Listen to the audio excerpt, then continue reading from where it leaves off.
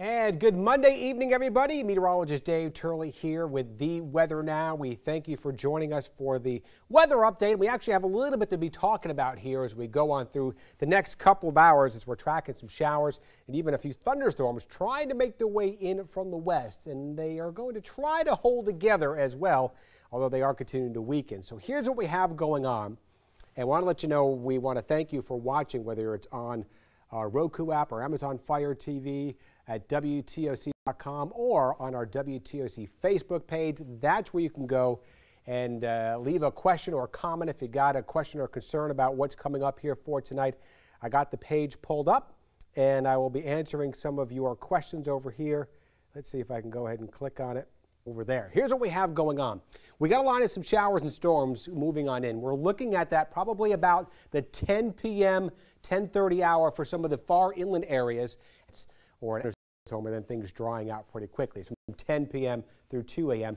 and really looking at the chance for some scattered showers and maybe even an isolated thunderstorm coming up. So let's see what we have going on out there right now. We'll go ahead and take a look at our fairer and fairer first alert live radar, and we can see here's Savannah along the I-95 area, nice and quiet right now. Statesboro, you're quiet. Up in the low country, Hampton, Jasper, Beaufort County, you're all quiet. Nothing going on to speak of right now, but back to the west, you could already see some of those showers and storms making their way on in. And as we zoom on in, let's go back over to that one. And as we zoom on into that area, we can actually see where we have some of those showers and storms. So let's move it over here, and there we can go and see it. Moving into the Augusta region right now with some thunderstorms, nothing really severe it looks like in this little cluster right here. We had a severe thunderstorm warning through 9:15 over towards the Macon area, but the storm, as you see how thin that line is, it's a very thin line, and it's racing towards the east-southeast at about 40 miles per hour. So again, it's not going to last all that long in any one particular area, but there will be some gusty winds, especially in our far western regions, as that line kind of weakens as it moves into that area. So let's go ahead and put a little tracker on there. I just want to show you that if the storms continue to move at about 40 miles per hour, what's going to be the timing on when these are going to be moving into the area. And there's a tracker getting into Swainsboro by about 10:43, into the Mount Pleasant area by about 11:33. That's over there into parts of the low country, and will continue to race its way towards the coastal regions here throughout the evening hours. So let's put that tracker on there for you. And if you have plans to be heading out this evening, try to get that done here in the next hour or so, because these are going to be moving in pretty quickly. So there's your timestamp at the top over here. Starting out at that 9 o'clock hour, still pretty quiet. This particular computer model is a little bit underdone on how much in the way of any thunderstorms are out there, but it's got kind of the placement in the right general area. So we will be using this model, it's our RPM model, as we continue to track it out for you. And you notice how that does continue to weaken a lot of the storms as it tries to get into our area. You see getting into the coastal regions as we get into that midnight hour. Still getting along the I-95 area, scattered showers, maybe a rumble of thunder. Again, we're not expecting anything severe, and it should be clearing the coast quickly by about 2 to 3 o'clock. It's all gone. It's moving off the coast. And actually, I think we'll see a lot of drier weather, mostly clear skies to partly cloudy skies from 3 a.m. going into tomorrow morning. So we start out pretty quiet in here to tomorrow morning. But before we get there, again, we will be watching these showers in here, and it's got some people commenting right now on our Facebook page. We'll say hi to some people. Hello, Rachel and Tamika.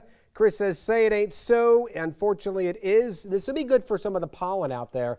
I don't think it's going to help clear the pollen because it's not going to last all that long, but it might be enough if you get one of the heavier rain showers, briefly at least, to wash out some of the pollen on your cars, on your mailboxes, and some of the streets out there as well. But again, it's not going to be drought busting, and we don't really have a great chance of tornadoes. Again, that's not in the forecast here for this evening. So that's the answer to your question there, Connie. Again, it's going to be more of a brief locally heavy rain for some. Not everybody's going to see that locally heavy rain. That line is forecast to weaken as it moves into our area. So again, it's not going to last that long, and some people might not see any rain out of this, and we don't really expect severe weather, but could get some gusty winds if we get into those thunderstorms over your particular area. Hello to you, Timothy and Faye. Nice to see you. Hello, Deborah. Kimberly, hello, and Kim from Hampton. Hello, Amanda. What's the weather this week like? Michelle, I'm going to get to that in a second. We'll get through the next couple of hours, but I can tell you it's looking nicer. Jody, hello. Will this come through Bacon County? Yes, it will. We just timed it out there for you through the Bacon County area. And here, we'll put it back over there as we time it out. This is to answer your question, Eunice. Getting into the Bacon County area. There you go. Probably closer to that 10 to 11 o'clock hour. As you can see, it's just getting into your region over here into Bacon County over near the Alma area, and then continuing to move out of your region, it looks like, probably by the midnight 1 a.m. hour. So again, an hour or two tops as that line moves through the region, and then you're going to be done with it. Again, we don't really expect any severe weather for anybody in our immediate viewing area. Hello to you, Faye. Weather does look good. Brian, hello. When will they arrive at the coast? Probably closer to the midnight 1 a.m. hour, it looks like for you, John. Let's see. Jennifer says, miss you in the mornings. Thank you. Cutter's doing a great job, though. I'm sure you all enjoy watching him. Raina, will Brunswick get showers tonight? There's a chance for that closer to midnight 1 a.m. for your particular area in Brunswick. Hello to you, Christina and Paige, L. Page, I should say. Charlene says, oh, we need the rain in Baxley-Surrency area. Yeah, we all need the rain. It's been dry the past several weeks, so we can definitely use some more of this rain. Anita wants to know, hello, Dave, any chance for severe weather? Again, we don't expect any severe weather.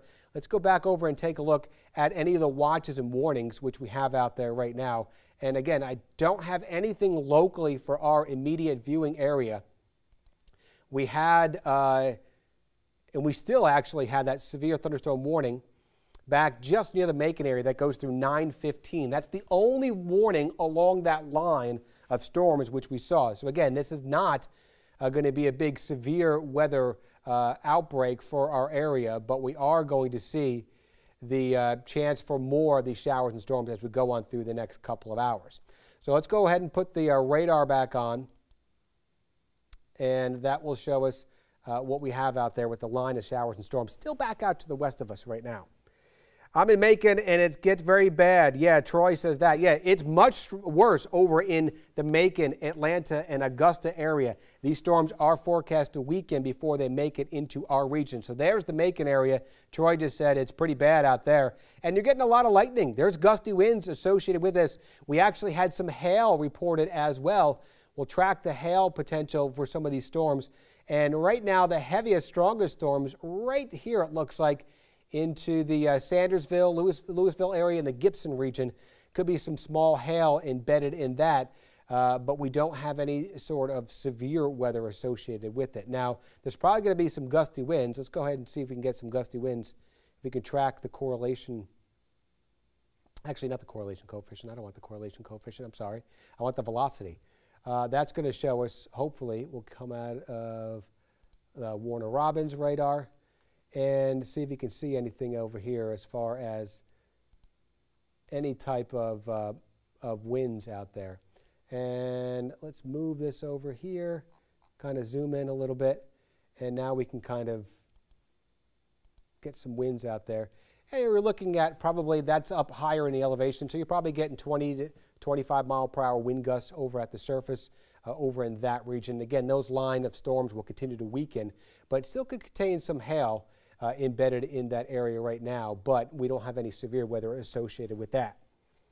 Let's see. Hello to you, Jan. Nice to see you. Ben Spiltalnik.